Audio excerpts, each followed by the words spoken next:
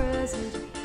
Republicans have the House, Senate too. 90s had the biggest boom, investing in the home. 90s kids remember it all. It's on TV.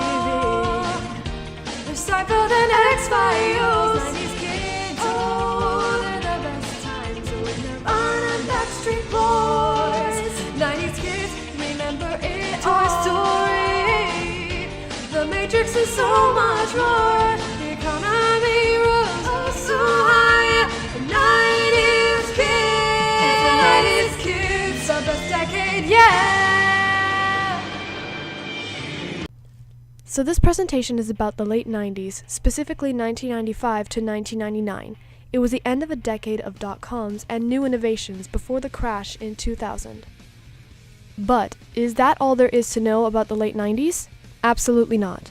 Let's take a quick look at what the 90s was really all about.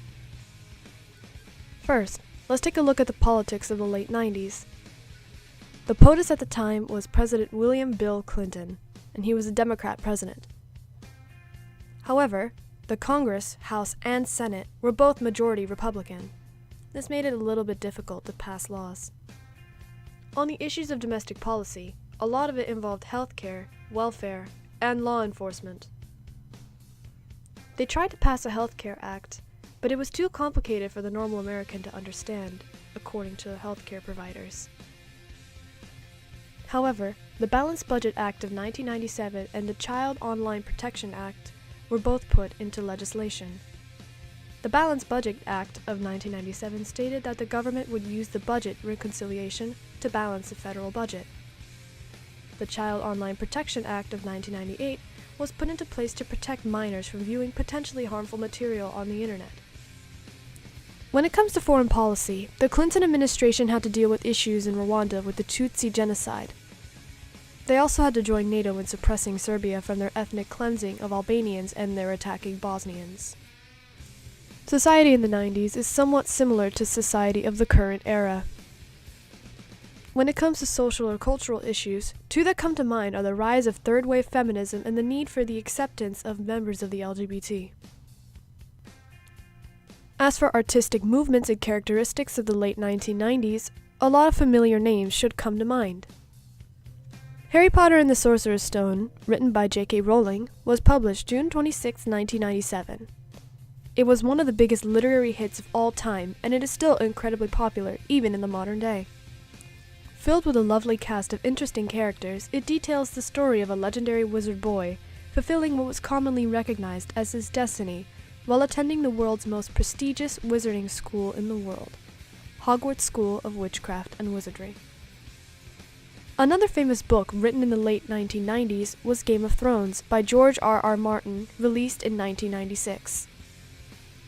Known for its raunchy themes and loads of character death, this book is such a big hit that it's even gotten its own TV show that people continue to watch and cry over today. Around this time, Pixar also began releasing masterpieces such as Toy Story, featuring the cowboy toy, Woody, and his rival-turned-friend Buzz Lightyear, fighting for the favor of the child who plays with them all, Andy. Toy Story was released on November 2nd, 1995. Another famous movie includes The Matrix, which was released March 31st, 1999. The best I can do to explain The Matrix is that a hacker finds that his whole life he was living was in a false world called The Matrix. And when targeted by the police, he finds another hacker named Morpheus. He wakes up in the real world to find that it's ravaged, and that human beings are not born, but created, and harvested for bioelectric and heat energy. Other than that, I'm not very sure what happened in the movie. But one thing's for sure, the special effects made a lasting mark in movie history. Now for TV shows. Some famous shows from the era include both cartoons and sitcoms. One popular and horribly rebooted kids show was Powerpuff Girls, a show about a bunch of girls created by their scientist father who tried to make the perfect girls, but added an extra ingredient by accident, giving the girls advanced superpowers. The three girls were alliteratively named Blossom, Bubbles, and Buttercup, each harboring their own unique personalities. As for sitcoms, The 90s sitcom Seinfeld was also incredibly popular. There's no real story for it. It just shows the daily shenanigans of comedian Jerry Seinfeld and his friends Elaine Benson, George Costanza, and Cosmo Kramer. And now we move on to the music. The music of the era mainly consisted of grunge rock and pop sung by boy bands.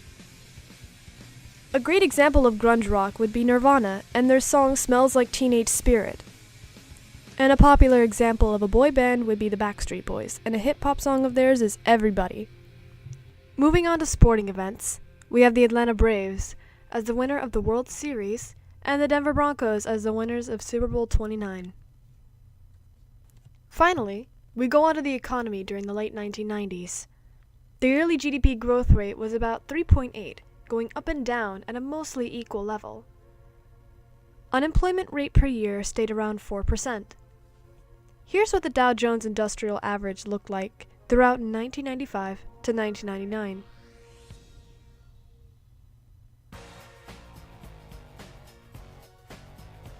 And here's what the core inflation rate per year looked like.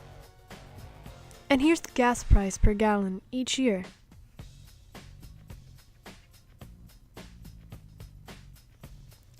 Everything was doing quite well during the late 1990s, mainly because a lot of stocks were going up, especially any stock that was a dot-com stock. That was the biggest bubble of this era. Even though the internet was already made in 1983, the biggest invention was the World Wide Web. This allows us to connect with people outside of our usual living space. This invention caused the economic boom that surged through the late 90s and into the 2000s. However, it did suffer a major crash in the year 2000. So that's all there is to know about the late 90s. I hope you enjoyed, and don't forget, only 90s kids will remember these.